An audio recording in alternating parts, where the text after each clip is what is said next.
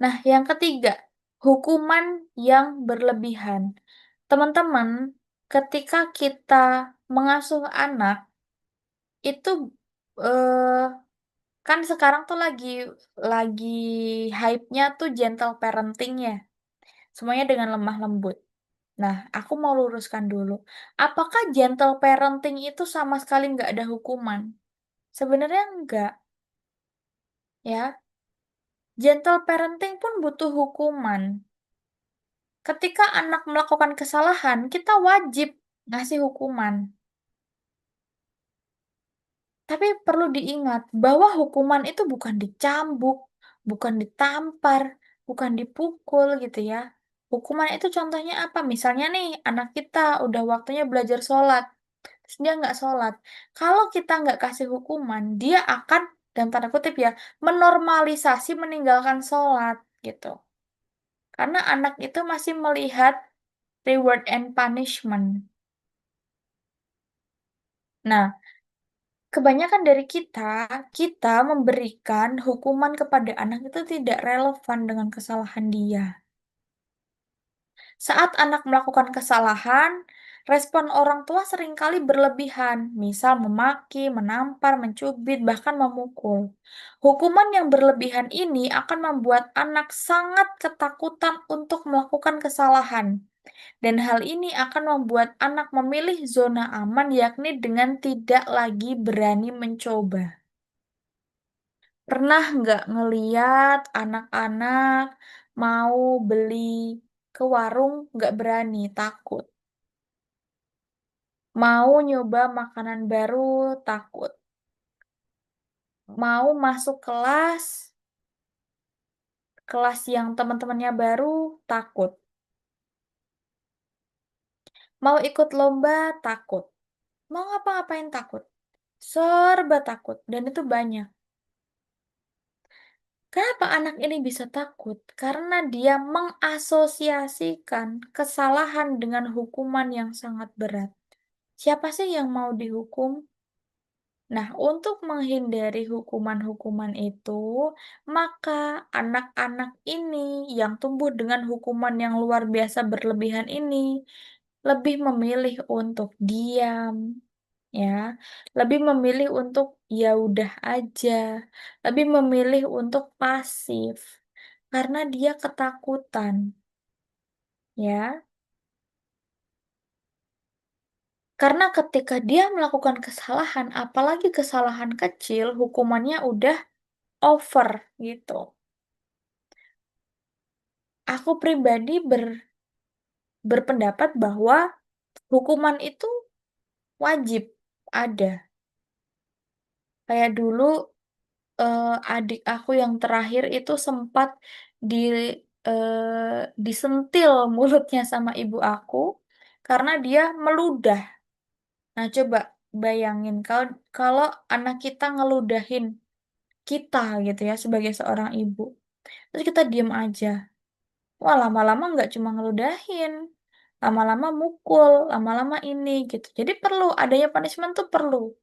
Sentil sedikit biar biar dia jerah gitu ya. Dan hukuman itu sebenarnya nggak harus selalu fisik ya teman-teman. Bisa jadi hukuman itu misalnya nggak dikasih uang jajan atau dibatasi waktu main HP-nya atau apa kayak gitu. Yang penting itu relevan sama besar kecilnya kesalahan yang dilakukan. Kalau kesalahannya besar, nggak apa-apa dihukum dengan apa namanya, dengan sedikit pukulan gitu ya. Pukulan kasih sayang ya kalau dalam Islam. Bukan pukulan pelampiasan marah. Habis dimarahin bos di kantor yang dipukul anaknya. Habis berantem sama suami yang dipukul anaknya gitu ya. Nah, itu yang nggak boleh. Memukul anak karena pelampiasan. Jadi boleh aja memukul anak. Kalau kalau aku pribadi berpendapat seperti itu. Boleh mukul anak, tapi pukulan kasih sayang, bukan pukulan kekerasan. Bukan sampai lebam, biru-biru, bengkak, gitu ya. Itu sudah over, gitu. Yang nomor 4 terlalu memanjakan. Oke. Anak yang terlalu dimanjakan akan tidak paham dengan proses. Semua serba instan. Semua yang serba instan ini akan membuatnya berpangku tangan dan beranggapan bahwa semuanya terjadi begitu aja, termasuk kesuksesan. Alih-alih sebagai bentuk kasih sayang, maka tindakan ini menumpulkan growth mindset dan jiwa berjuang anak. Anaknya disuruh Pak Gubernur jalan kaki ke sekolah, orang tuanya marah-marah.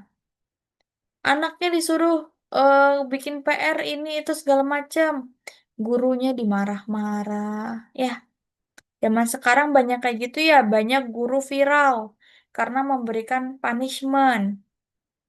Anak-anak terlalu dimanjakan. Zaman kita dulu jalan ke sekolah sekilo masih biasa, tapi zaman sekarang antar jemput, ya. Anak-anak zaman dulu mungkin zaman bapak-bapak kita gitu ya, kalau mau makan cari ikan dulu di kali, cari apa dulu untuk dimakan gitu. Petik buah ini di pohon, manjat pohon kelapa kalau pengen degan. Sekarang mana ada? Sekarang tinggal pencet. Pencet, pencet, pencet, pencet, pencet, datang. Pencet, pencet, pencet, pencet, pencet, jadi. Pencet, pencet, pencet, pencet, pencet, pencet, semuanya pencet, ya. Zaman sekarang kan kayak gitu. Mau ngerjain skripsi, zaman dulu, zaman orang tua kita dulu, harus ke perpus, jalan, tek, tek, tek, tek, tek, tek, ke perpus. Cari buku, rak A, B, C, D, E, F, G. Diputerin tuh rak. Cari buku satu persatu.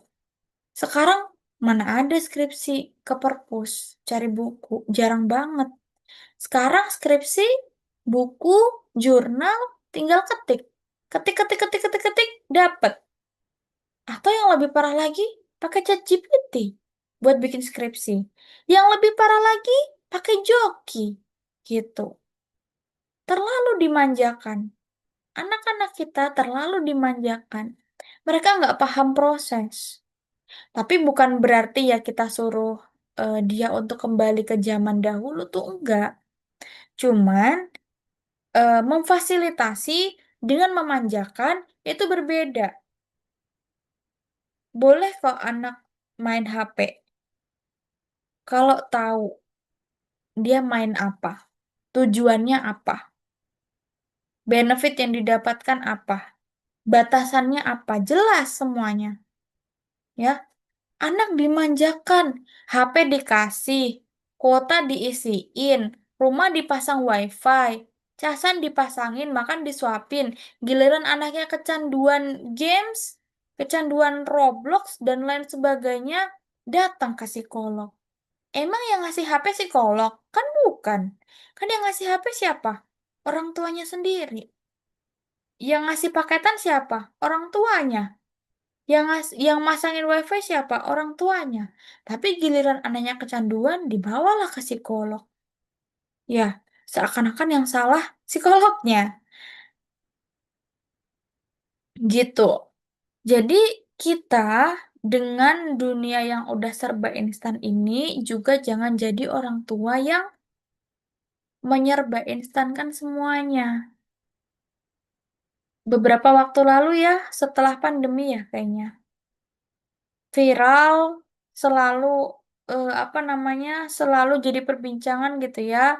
Orang-orang yang tadinya miskin tiba-tiba kaya, flexing sana sini gitu. Nah, kalau kita atau anak kita tidak terbiasa dengan kerja keras, semuanya serba instan, semuanya serba deserve sama orang tua, maka besar kemungkinan akan tergiur nih sama hal-hal yang seperti itu.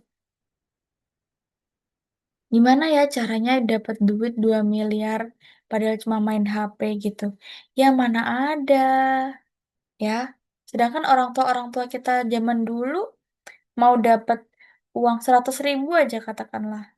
Harus ke ladang dulu, panen padi. Padi dipanen masih harus dirontokin dulu.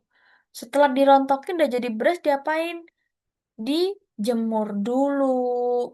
Terus habis dijemur digiling dulu, habis digiling dimasukin ke karung, dibawa ke pasar. Anak sekarang kira-kira tahu nggak proses-proses seperti itu? Nah, itulah yang kita khawatirkan. Anak-anak kita maunya serba instan. Sampai akhirnya pengen kaya, pengen sukses, pengen berhasil pun pengennya instan gitu ya. Makanya anak jangan terlalu dimanjakan. Difasilitasi boleh, tapi yang tidak boleh adalah dimanjakan ya. Oke, next nomor 5. Nah, conditional positive regards. Mungkin ini istilahnya sedikit apa namanya? Asing ya untuk teman-teman ya. Tapi ini intinya adalah cinta yang bersyarat. Jadi kita hanya memberikan cinta atau penerimaan di saat anak kita mendapatkan atau menjadi sesuatu tanpa kita tahu bagaimana dia mendapatkannya.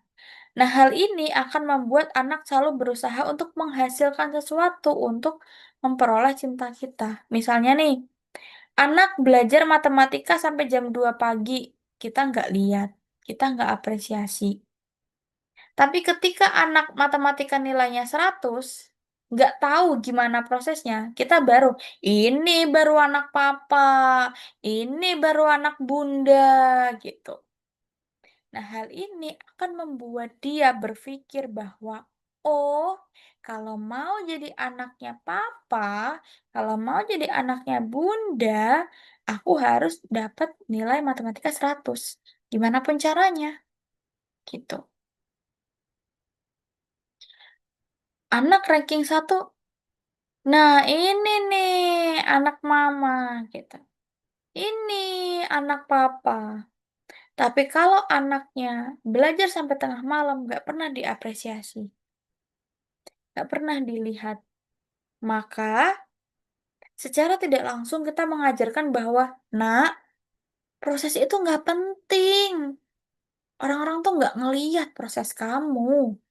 Yang penting kamu juara aja. Gitu ya. Tanpa kita sadari kita tuh sebenarnya kayak gitu.